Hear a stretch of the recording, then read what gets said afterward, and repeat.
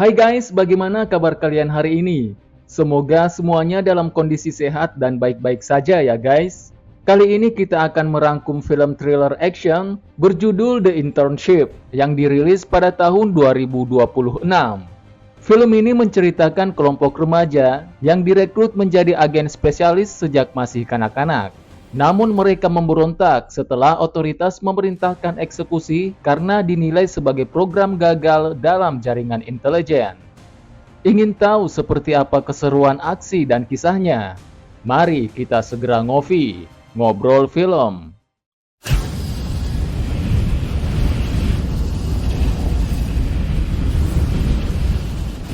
Cerita dimulai dengan memperlihatkan suasana di dalam gedung Federal Security Service di Moskow, Rusia. Aktivitas di dalam gedung berlangsung seperti biasa, tenang dan teratur, namun berada di bawah pengawasan ketat. Setiap pegawai dan pengunjung harus melalui serangkaian pemeriksaan berlapis, mencerminkan standar keamanan tinggi diterapkan di gedung itu. Namun di sela rutinitas terdapat seorang gadis yang berhasil menyusup masuk ke dalam gedung dengan bersembunyi di dalam gerobak cleaning service. Ia seperti tengah mencari sebuah informasi penting.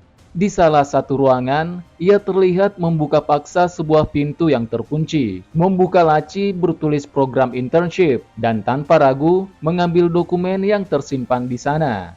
Upaya tersebut nyaris berjalan mulus, namun situasi berubah cepat ketika petugas keamanan memergokinya. Gadis bernama Rene itu langsung bertindak menarik pelatuk pistolnya dan menembak petugas itu.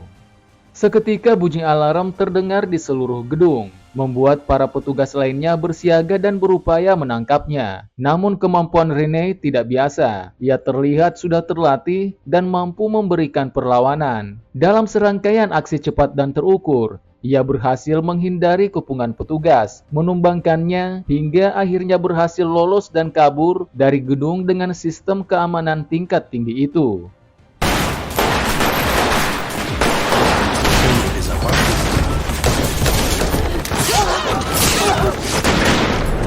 Rene kemudian segera meninggalkan Rusia dan terbang menuju Bulgaria. Di sana ia mencoba menghubungi seluruh rekannya yang pernah bergabung dalam program internship, sebuah inisiatif rahasia yang merekrut dan melatih calon agen intelijen sejak usia belia. Dalam pesannya, ia menegaskan bahwa mereka semua berada dalam situasi yang sama, tidak lagi menjadi bagian dari sistem, melainkan target yang sedang diburu untuk dihabisi. Rene kemudian mengajak mereka untuk berkumpul, menyatukan kekuatan, dan mencari jalan keluar bersama dari ancaman yang kini membayangi. Rene kemudian mengakhiri pesannya dengan kode nama Katalis. Pesan yang dikirim Rene mulai tersebar dan diterima satu persatu oleh para mantan anggota program internship. Selama ini mereka hidup terpisah, tersebar di berbagai negara tanpa saling mengetahui keberadaan satu sama lain. Masing-masing menjalani identitas baru, namun tetap menyimpan keahlian khusus yang dibentuk sejak masa pelatihan mereka. Orang yang pertama menerima pesan Rene adalah seorang petugas museum dengan nama Sandy Analis. Di balik pekerjaan yang tampak biasa, ia memiliki kemampuan tinggi di bidang teknologi informasi. Berikutnya, pesan itu sampai ke seorang gadis di New Jersey dengan kode nama Apothecary, seorang ahli di bidang medis dan pengobatan. Di Detroit, seorang dengan sandi nama Kaliber menerima pesan yang sama. Ia dikenal memiliki keahlian tempur serta penguasaan senjata. Sementara itu di London, terdapat Rubicon, figur dengan kemampuan bertahan hidup dalam kondisi ekstrim. Rene kemudian mengirim koordinat sebuah lokasi yang dirancang sebagai titik temu, sekaligus ruang untuk merumuskan langkah selanjutnya. Tujuannya jelas, menyatukan mereka agar mampu keluar dari ancaman perburuan yang kini membayangi. Di sisi lain, situasi genting terjadi di Paris, Prancis. Seorang gadis tampak memasuki sebuah gedung, diikuti beberapa pria bersenjata yang ingin menghabisi. Gadis itu kemudian teridentifikasi sebagai Dagger, salah satu anggota internship dengan spesialisasi pertarungan jarak dekat. Ketika sejumlah pria mulai melancarkan serangan, Dagger dengan sigap melemparkan pisaunya, mengenai objek vital musuh dan melumpuhkannya. Namun Dagger sempat terdesak.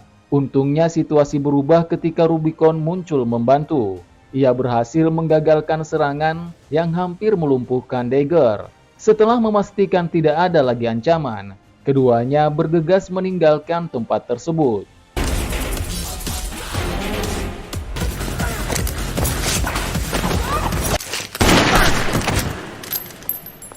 Sementara di dalam gedung federal Moskow, seorang agen bernama Vlad Kurchenko tengah mendalami situasi yang terjadi. Tidak menduga bahwa seorang remaja dari program internship bisa menyebabkan banyak pengawal bersenjata tumbang. Ia pun berpikir bahwa hanya program internship milik CIA yang bisa melakukannya, karena program sejenis yang dimiliki Rusia dilaporkan telah gagal sepenuhnya. Artinya, jika CIA berhasil dengan program internshipnya, maka agen federal harus menjamin bahwa program itu tidak mengancam jaringan intelijen di unitnya. Untuk memastikan itu, seluruh agen internship yang dibangun CIA harus dilenyapkan. Agen Kurchenko pun menerima tugas terbang ke New York untuk memburu dan menetralisir mereka. Sementara di Langley, pusat aktivitas Central Intelligence Agency, seorang agen bernama Janice Dalton dipanggil menghadap Direktur CIA yang didampingi Wakil Direktur Operasi Dick Jones. Dalam pertemuan itu, Janice ditugaskan untuk menangani kembali program internship yang sejak awal ditangani CIA. Sebelumnya program ini menjadi tidak terkendali setelah Direktur Operasional yang dulu bertanggung jawab membelot. Ia diduga telah membocorkan informasi sensitif kepada pihak Rusia sebelum akhirnya ditemukan tewas. Kini CIA berupaya merebut kembali kendali atas program tersebut beserta asetnya. Dalam pengarahan, Janice diperlihatkan rincian mengenai target utamanya, yakni Renee, di mana identitas dan pergerakannya dipaparkan secara detail. Namun penjelasan berikutnya mengubah arah situasi secara drastis. Ketika Janice mempertanyakan alasan di balik penunjukannya, ia menerima jawaban yang tak terduga. Pihak direktur mengungkapkan bahwa Renee bukan sekedar target, melainkan putrinya sendiri. Hal itu membuat Janice kaget, serasa menciptakan ketegangan baru dalam misi yang sudah berisiko tinggi.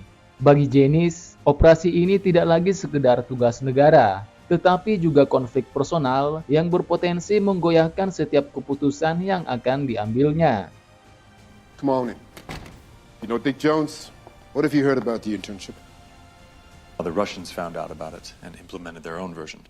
Sementara di New Jersey, gadis apoteker terlihat diburu oleh seorang pria. Diduga pria itu merupakan agen yang hendak menghabisinya.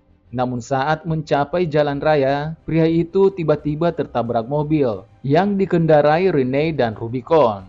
Sejak awal keduanya telah mengawasi bahaya yang mengintai rekannya itu. Gadis apoteker itu pun diminta untuk segera masuk ke dalam mobil dan bergegas pergi dari tempat itu.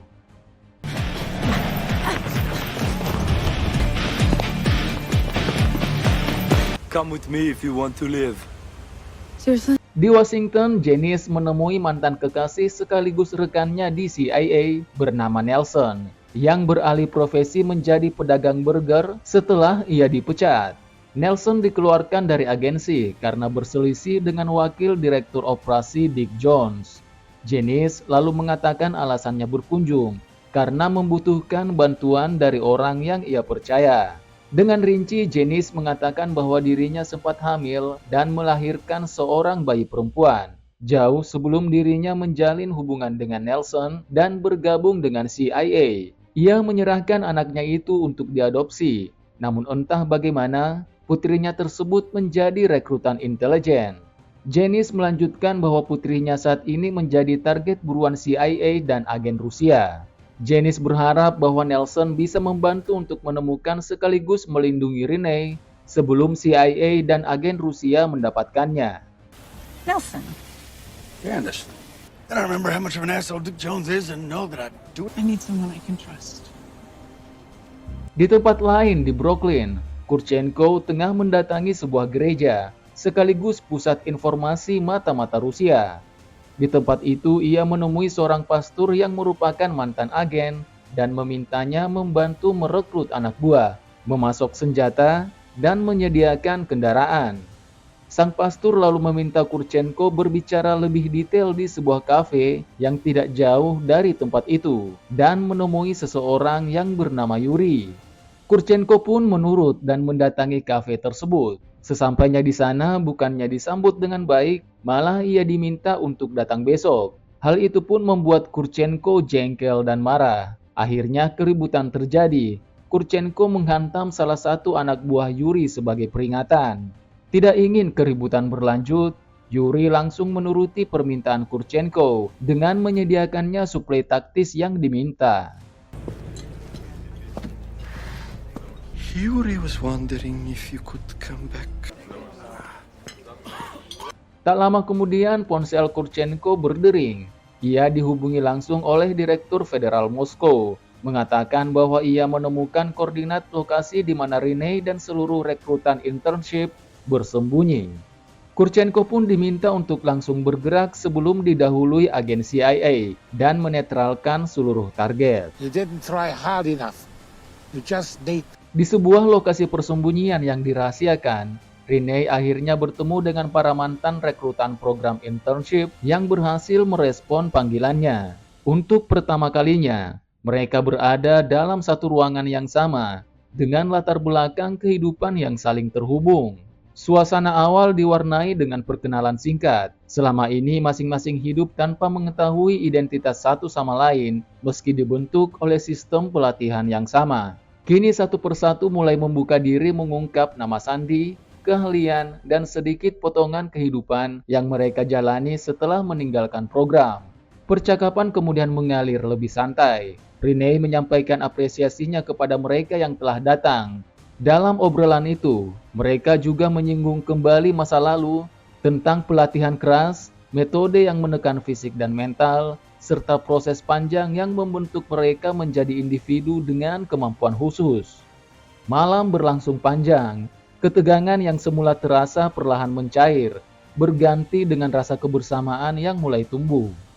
Di tengah situasi yang belum pasti, malam itu menjadi jeda singkat. Sebuah kesempatan langka bagi mereka untuk menenangkan diri sebelum kembali menghadapi ancaman yang belum berakhir. Enjoy. It's delicious. Thank you. Embassy photographing secret documents, and on their behalf. Hey, my name is Chloe, but I'm called Dagger. Oh, why don't we just take this time to go around the room? Di tempat lain, Nelson sedang terlihat mengunjungi sebuah kafe yang sebelumnya didatangi Kurchenko. Ia ingin mencari informasi tentang pergerakan dan hal yang diketahui pihak Rusia tentang internship. Namun niat Nelson tidak berjalan mulus. Ia langsung dihalangi oleh seorang pengawal yang berjaga di kafe itu dan langsung meminta Nelson untuk pergi.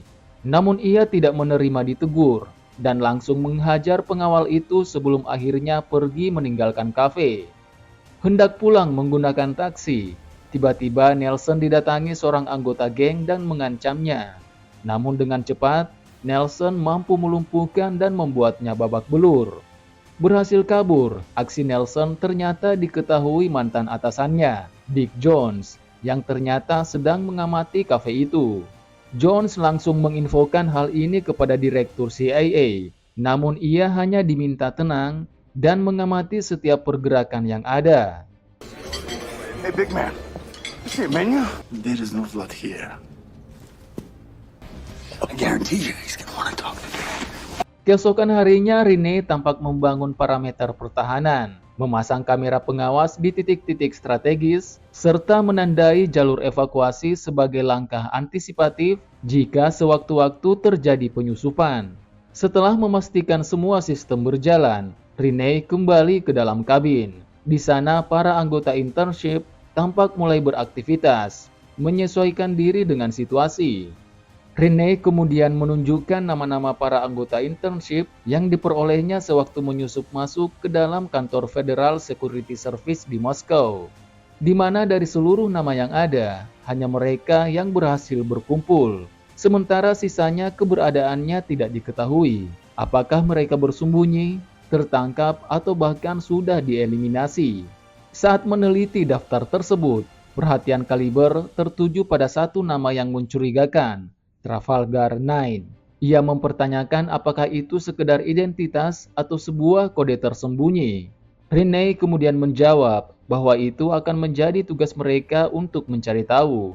Sementara anggota internship lainnya, analis, melihat angka yang tertera di kertas itu. Ia lalu menyimpulkan bahwa angka tersebut merupakan kode routing perbankan.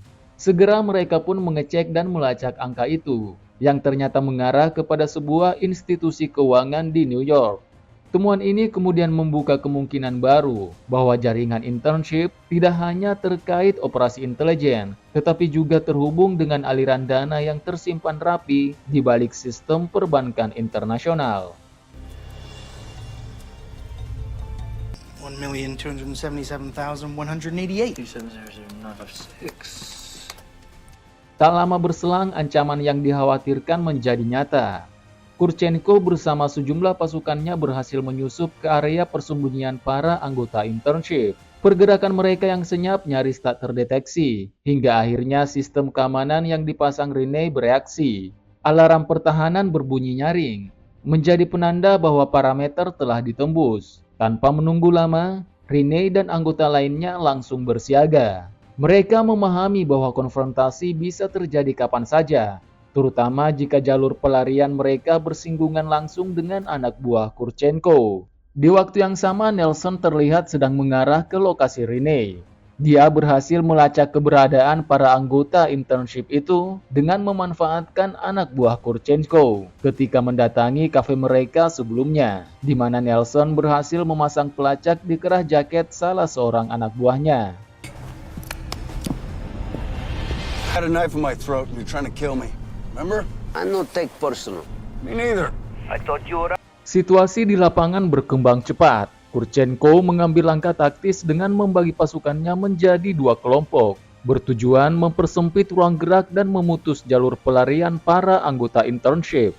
Di sisi lain, Nelson yang telah lebih dulu berada di lokasi, memilih tetap dalam posisi tersembunyi. Dari balik area pepohonan, ia memantau setiap pergerakan musuh, menunggu momen yang tepat untuk bertindak. Sementara itu, Rene bersama timnya bergerak ke arah utara, berusaha menghindari kepungan dari sisi barat dan timur. Namun perhitungan mereka meleset. Pasukan lawan ternyata sudah berada dalam jarak yang dekat. Nelson yang sedari tadi mengawasi dari areal pohon, langsung berinisiatif melumpuhkan musuh yang mendekat menggunakan sniper. Aksi baku tembak pun tak terhindarkan. Rene yang bersama Kaliber berupaya menghabisi sebanyak mungkin musuh, memberi waktu bagi Rubicon menyiapkan kendaraan minivan untuk kabur. Pertempuran berlangsung intens dengan tekanan datang dari berbagai arah. Dalam situasi genting tersebut, Kaliber sempat tertembak. Peluru menembus kakinya, namun respon cepat datang dari apotekari. Dengan keahlian medisnya, ia segera menghentikan pendarahan, mencegah kondisi Kaliber memburuk. Pasukan Kurchenko pun semakin banyak berdatangan, mengepung jalur pelarian utama para anggota internship. Untungnya mereka dibantu oleh Nelson yang berkat keahliannya menggunakan sniper mampu melumpuhkan banyak anggota musuh. Akhirnya Rene dan lainnya berhasil kabur menggunakan minivan. Sementara Kurchenko tampak marah. Dirinya heran mengapa Nelson yang merupakan mantan agen CIA itu bisa mengetahui keberadaannya. Setelah memeriksa dengan teliti, ia baru sadar bahwa pergerakannya telah dilacak.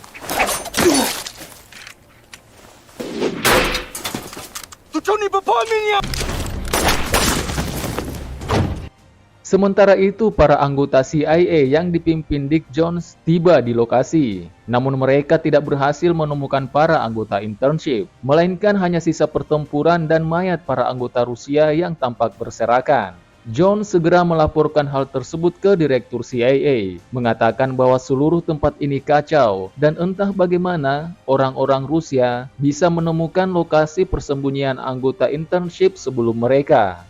Direktur CIA pun berkesimpulan bahwa ada seorang double agent yang membantu agensi Rusia dengan kode nama Phantom, membocorkan pergerakan para anggota internship. Jones kemudian diminta untuk segera menemukan Rene dan Phantom untuk mencegah kekacauan semakin besar. Sementara itu, Nelson melaporkan perkembangan yang terjadi kepada Janice, memberitahukan bahwa Rene selamat dan hanya ada satu cara bagi mereka untuk berkomunikasi dengannya, yaitu melalui dark web. Sebuah jalur komunikasi yang sulit dilacak, namun bukan tanpa risiko. Di tempat lain, para anggota internship yang berhasil lolos dari sergapan Kurchenko dan anak buahnya menepi sejenak di persimpangan jalan pedesaan yang sepi, sembari menenangkan situasi. Di mana tidak lama kemudian ada pesan masuk ke ponsel Rene melalui dark web yang mengatakan bahwa mereka adalah teman. Namun Rene tidak langsung percaya begitu saja. Setelah mencermati lebih jauh, Rene mulai menghubungkan satu fakta penting. Gaya komunikasi dan timing pesan tersebut selaras dengan sosok misterius yang sebelumnya membantu mereka melumpuhkan anak buah Kurchenko dari punggung bukit, yang tidak lain adalah Nelson. Dalam situasi yang semakin kompleks, kerjasama menjadi satu-satunya jalan untuk bertahan, dan mereka pun sepakat bertemu sekaligus mencari tahu informasi dan situasi apa yang sebenarnya terjadi. Friend. At least that's what. Hello. Who are Pertemuan yang telah disepakati akhirnya terjadi. Rene dan Nelson berhadapan langsung. Tanpa basa-basi, Rene bertanya kepada Nelson, mulai dari identitas hingga motifnya membantu mereka. Namun seketika Rene terkejut ketika mengetahui bahwa Nelson tidak bergerak sendiri, melainkan diminta oleh Janice yang merupakan ibunya sekaligus anggota CIA untuk mengawasi dan melindunginya. Namun Rene mengatakan bahwa ia dibesarkan di internship dan tidak pernah sekalipun bertemu dengan sosok ibunya itu. Lalu Nelson menjelaskan bahwa ibunya mengandung Rene sejak berusia 17 tahun. Namun karena belum siap membesarkan anak, ibunya pun menyerahkan dirinya untuk diadopsi dan setelah itu bergabung dengan militer dan berkarir di CIA. Di mana misi Janice saat ini adalah meyakinkan Rene dan rekan-rekannya kembali masuk dan mendapatkan perlindungan agensi. Melihat situasi yang semakin kompleks, Nelson mencoba meyakinkan Rene. Ia mengajukan opsi untuk bertemu langsung dengan Janice dan pihak CIA. Ia juga menegaskan bahwa keputusan sepenuhnya berada di tangan Rene. Jika merasa tidak aman, ia bebas untuk pergi kapan saja. Pertimbangan itu menjadi krusial, mengingat Rene dan timnya belum sepenuhnya siap menghadapi agen lapangan dengan level seperti Kurchenko. Menyadari itu, Rene akhirnya menyetujui tawaran tersebut. Mereka kemudian bergerak bersama menemui Janice di sebuah titik di Albany, New York. Hi. What's your game? But I just don't get why if you got. Yeah, no, obviously biologically, but. Akhirnya mereka pun tiba di lokasi pertemuan, di mana Janice telah menunggu mereka. Seketika Janice dan Rene terlihat canggung, pertama kali bertemu sebagai ibu dan anak setelah berpuluh tahun. Mereka pun saling menyapa, mencoba saling memaafkan atas situasi yang telah mereka lalui. Namun belum selesai berbincang, agen CIA lainnya Dick Jones muncul, membuat suasana berubah tegang. Jones menegaskan akan membawa mereka sebagai aset milik CIA, di mana pernyataan itu membuat seluruh anggota internship keberatan. Di tengah perdebatan itu, suara tembakan terdengar mengarah ke mereka. Ternyata itu adalah ulah Kurchenko dan pasukannya yang telah mengepung titik pertemuan, membuat baku tembak tak terhindarkan.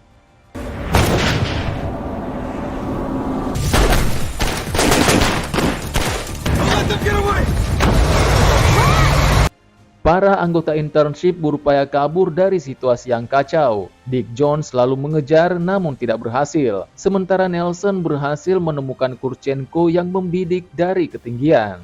Nelson lalu menanyakan alasan Kurchenko memburu para internship dan bagaimana ia bisa mengetahui agenda pertemuan mereka dengan Janice. Namun Kurchenko memilih tidak menjawab dan berupaya meraih senjatanya di tengah bidikan Nelson, sehingga Nelson pun harus menghabisinya. Berhasil lolos dari situasi penyergapan, para anggota internship mencoba menenangkan diri dan sepakat untuk tidak mempercayai siapapun dan fokus dengan tujuan awal, menjadi independen dan bebas dari kendali agensi manapun. Namun sebelum itu, Rene menegaskan bahwa di antara mereka ada seorang mata-mata yang telah 2 kali membocorkan pergerakan mereka.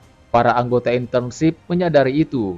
Mereka pun saling menaruh curiga satu sama lain. Rene kemudian mengambil langkah tegas. Ia meminta semua anggota turun dari kendaraan dan menyelesaikan masalah tersebut saat itu juga. Interogasi pun dimulai, namun semuanya bersikeras bahwa mereka bukan pengkhianat. Hingga akhirnya Rene meminta semua mengeluarkan ponselnya dan menemukan pesan yang berisi informasi lokasi dan pergerakan tim. Data yang jelas telah bocor ke pihak luar, di mana pesan itu berasal dari ponsel analis. Rene pun langsung menanyakan hal itu kepadanya. Namun jawaban yang diberikan analis tidak jelas dan cenderung menghindar. Hingga akhirnya ia berupaya melarikan diri, yang semakin memperkuat kecurigaan. Kaliber yang melihat itu langsung menembaknya, membuat semua orang kaget, padahal mereka belum mendapatkan informasi yang cukup darinya. We need to get to the city, and we need to get to the bank. Could be any one of you. Not texting. I'm playing video games. Para anggota internship lalu melanjutkan penelusuran mereka, mengarah kepada sebuah institusi keuangan yang sebelumnya dilacak oleh analis. Namun setibanya di sana, mereka justru menemukan hal yang tidak sesuai ekspektasi. Bangunan yang mereka datangi bukanlah bank, melainkan sebuah kafe biasa.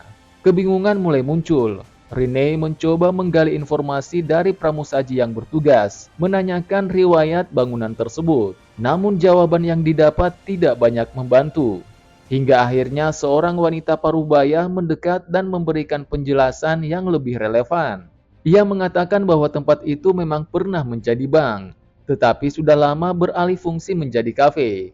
Menyadari bahwa wanita tersebut mungkin mengetahui sesuatu, Rene langsung mengaitkan dengan petunjuk yang mereka miliki. Ia menanyakan tentang istilah Trafalgar 9. Wanita itu tampak berpikir sejenak, lalu menjelaskan bahwa istilah tersebut kemungkinan merujuk pada kode area lama yang sudah tidak digunakan. Jika diterjemahkan ke dalam angka, kode itu bisa mengarah pada 879. Rene kemudian melanjutkan pertanyaannya, jika kode tersebut apakah pernah digunakan oleh cabang bank yang dulu berdiri di lokasi itu? Yang dijawab bahwa kemungkinan kode itu berkaitan dengan sistem lama yang pernah dipakai oleh institusi sebelumnya. Tanpa membuang waktu, Rene dan lainnya segera menindaklanjuti informasi tersebut. Mereka melakukan penelusuran di sekitar area, hingga menemukan bangunan tua yang terletak tidak jauh dari kafe itu. Not sure. There was another branch of the bank uptown. Does the phrase Trafalgar 9 mean anything to you? All phone numbers used words to represent the first two. Kecurigaan mereka terhadap bangunan tua itu mulai terjawab melalui analisis yang dilakukan Rubicon. Ia menelusuri riwayat properti tersebut dan menemukan fakta bahwa gedung itu telah terbengkalai selama kurang lebih 1 dekade. Secara kasat mata, bangunan itu memang tampak tak terurus, kosong, usang, dan jauh dari aktivitas. Namun temuan berikutnya justru bertolak belakang dengan kondisi tersebut. Rubicon berhasil mengakses gambar skematik gedung, sekaligus data utilitasnya. Dari situ ia menemukan anomali mencolok, berupa tingginya tagihan listrik setiap bulan. Fakta ini sulit dijelaskan jika gedung benar-benar tidak digunakan. Indikasi pun mengarah pada satu kemungkinan, ada aktivitas tersembunyi yang berlangsung di dalamnya. Temuan itu memicu rasa penasaran sekaligus kewaspadaan. Rene dan tim sepakat untuk masuk dan melakukan pemeriksaan langsung. Namun sebelum bergerak, mereka menyadari satu hal penting. Pergerakan mereka kemungkinan besar sudah diawasi. Meski begitu, keputusan para internship tidak berubah. Dengan kewaspadaan penuh, mereka memasuki bangunan tersebut. Rene kemudian mengecek setiap sudut ruangan dan menemukan sebuah akses masuk rahasia di belakang dinding. Mereka pun segera menyiapkan persenjataan dan meningkatkan kewaspadaan sebelum akhirnya menelusuri lebih jauh gedung itu. How many? Let me guess. There is like a secret basement. Rene dan seluruh rekannya bergerak masuk dan semakin jauh ke dalam fasilitas, hingga mereka menemukan sebuah pintu berlapis baja tebal mengarah ke sebuah ruangan dengan akses keluar masuk yang sangat ketat. Rubicon langsung berinisiatif untuk menjebol kunci akses ruangan itu dengan meretas jaringan sistemnya. dan betapa terkejutnya mereka ketika memasuki ruangan dan menemukan sejumlah anak kecil berbaring di ranjang mereka dan dijadikan sebagai rekrutan program internship selanjutnya. Seketika pintu tertutup, terkunci otomatis dari dalam. Kini para internship terkurung bersama anggota internship lainnya yang masih kanak-kanak. Tidak lama, gas tidur disemprotkan di dalam ruangan itu. Namun efeknya tidak berlaku bagi internship yang baru direkrut. Sepertinya mereka telah kebal terhadap zat bius tertentu. Tidak lama kemudian Dick Jones muncul. Namun ia keliru mengira semuanya telah pingsan, di mana Renee langsung menodongkan pistol ke arahnya. Rupanya Renee sebenarnya telah terlatih untuk menghadapi serangan bius seperti itu, sewaktu masih mengikuti program. Tidak lama seluruh anggota internship sadar setelah apotekari memberikan aroma sesuatu kepada masing-masing rekannya.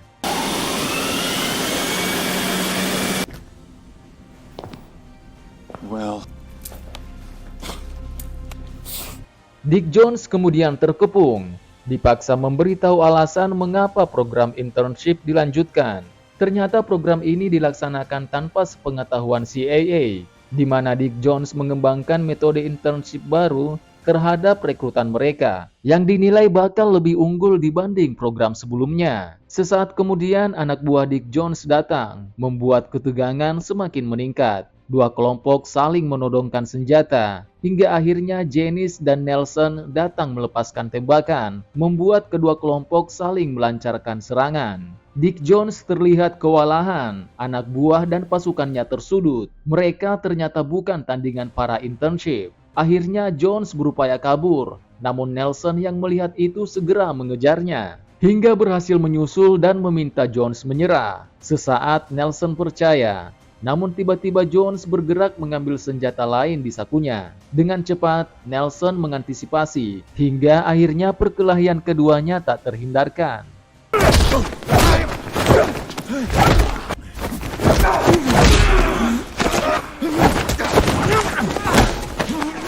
Nelson yang unggul dalam pertarungan meminta Jones untuk menyerah dan mempertanggungjawabkan perbuatannya. Namun ia melihat sebuah kesempatan meraih senapan yang terjatuh di dekatnya. Tapi kalah cepat dari tarikan pelatuk pistol Nelson yang membuatnya langsung meregang nyawa. Tidak lama kemudian Direktur CIA muncul, menempatkan Janice sebagai penanggung jawab dalam pengawasan program internship. Ia pun meminta agar Nelson diaktifkan kembali sebagai agen dan membantunya untuk menangani program tersebut. Selain itu, Janice juga meminta putrinya, Renee, sebagai pengawas lapangan untuk program ini, dengan perlakuan yang lebih manusiawi dan sistematis. Permintaan itu pun langsung disetujui Direktur CIA, di mana mereka harus membuat laporan pengawasan secara rutin tentang setiap perkembangan yang terjadi. Hingga akhirnya hubungan ibu dan anak antara Janice dan Renee semakin membaik, serta hubungan antar sesama rekrutan internship juga semakin dekat sebagai keluarga. Mr. Dalton, I'm putting you in charge to clean this. It's okay with me. And my daughter. Not get tortured. No torture. Sementara di tempat lain, Direktur Federal Security Service Moskow menyampaikan apresiasinya kepada seorang agennya dengan kode nama Phantom yang telah berhasil menyusup lebih jauh ke dalam CIA dan mengambil alih sepenuhnya pengawasan dan pelaksanaan program internship, di mana tidak lain orang itu adalah Janice, yang ternyata mereka telah mengatur rencana ini selama 20 tahun, termasuk dengan Renee, yang selama ini terlihat sebagai korban dari sistem, ternyata merupakan bagian dari skenario tersebut. Sejak awal ia sudah mengetahui bahwa Janice adalah ibu kandungnya. Bahkan Janice sendiri yang melatihnya dan mengarahkan setiap langkah Renee, memastikan bahwa perannya berjalan sesuai rencana. Tujuannya jelas, memastikan program internship tidak lepas dari kendali dan pengawasan Badan Federal Rusia, sekaligus mencegah program ini jatuh sepenuhnya ke tangan CIA. Dengan kata lain, seluruh konflik, pengejaran, pengkhianatan hingga pertemuan emosional merupakan bagian dari permainan yang telah diatur sejak lama. Dan di titik itulah, alur film The Internship selesai. Terima kasih Sobat Ngopi telah menonton channel ini. Bagaimana menurut kalian? Apakah film ini keren dan menarik? Tulis pendapat dan kesimpulan kamu di kolom komentar. Dan jangan lupa like, share, subscribe, supaya nggak ketinggalan video berikutnya dari Ngopi. Ngobrol Film. Sampai jumpa!